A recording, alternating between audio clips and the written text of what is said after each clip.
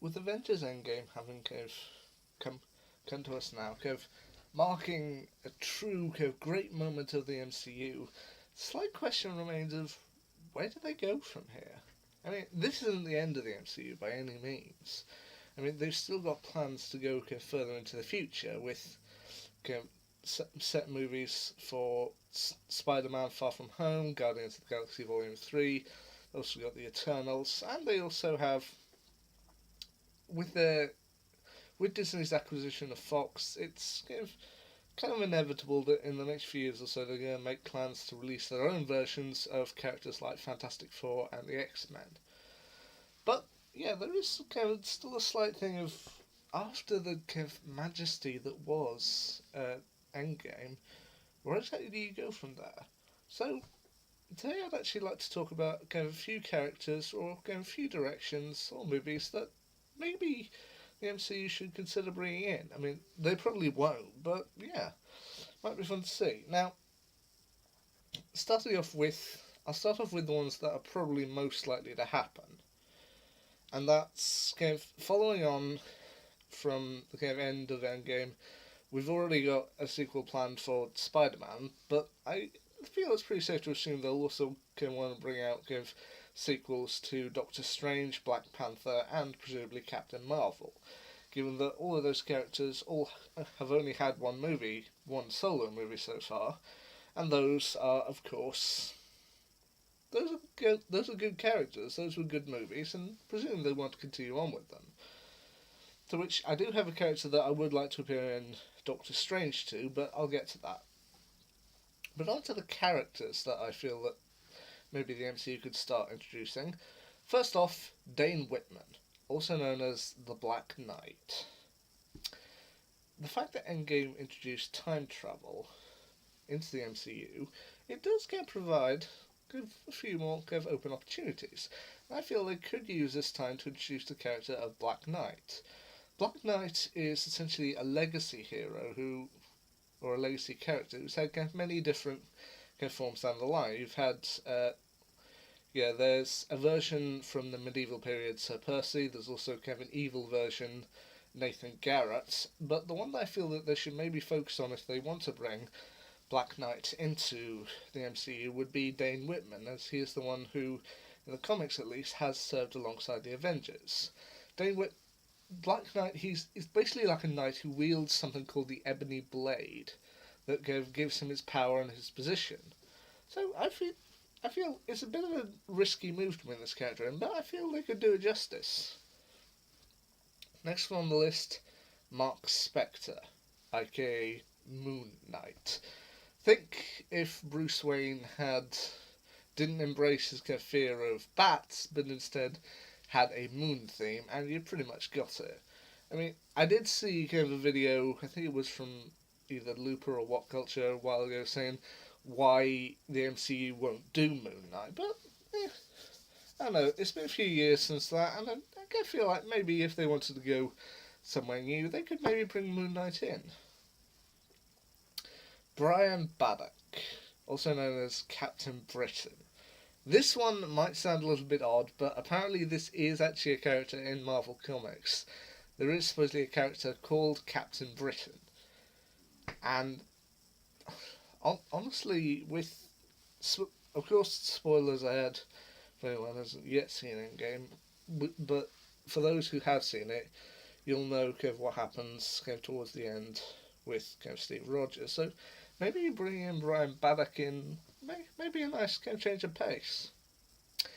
Now, the one who I would really like to see if they do a Doctor Strange 2 is Jericho Drumm, also known as Dr. Voodoo. In the comics, Stephen Strange eventually loses the title of Sorcerer Supreme, and that is obtained by Jericho, who becomes the new Sorcerer Supreme. He becomes Dr. Voodoo.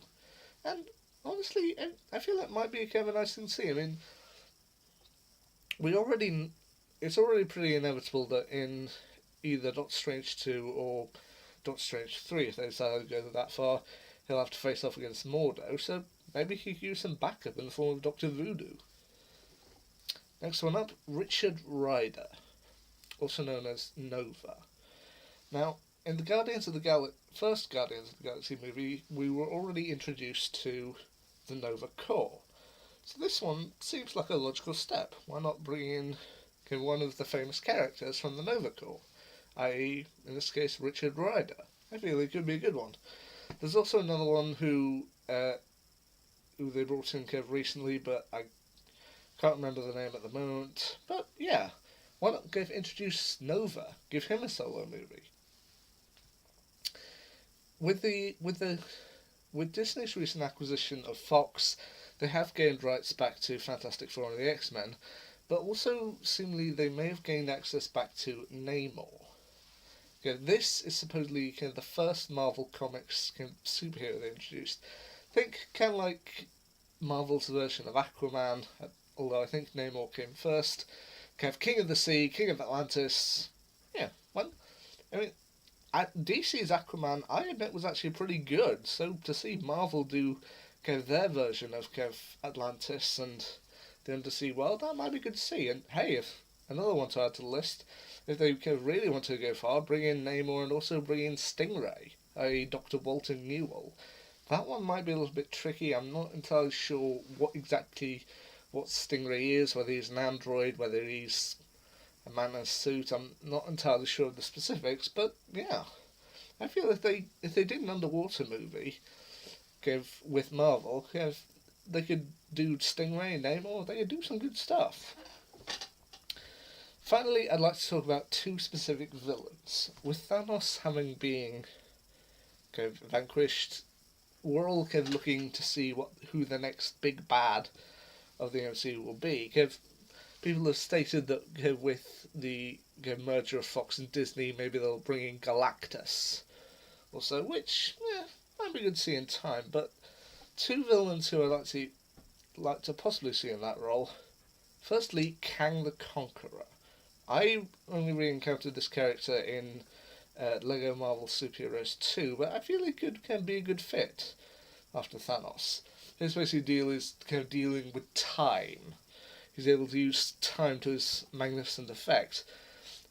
And in fact, there's even a younger version of himself called, I believe it's Iron Lad, even trying to stop his future self, which I don't think they'd really want to do. But honestly, I feel Kang, with his mastery over time, the way that Thanos managed to wield time so effectively, we've seen with Doctor Strange, time can be a dangerous thing. So, introducing a villain who strictly weaponizes time, he could be a formidable villain to face. But the other villain who I think might be good to see at some point in the MCU, this one might come tied back to Black Knight, Morgan Le Fay. I mean, this would become tricky.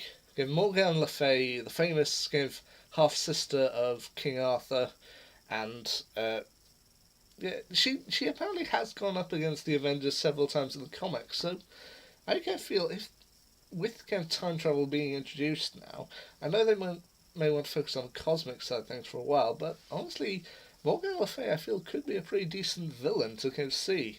It'd be interesting to see how they could deal with her. Well, there you go. A selection of characters that I think would be pretty decent to see within the MCU in the next few years. Let's see what they do have planned for us.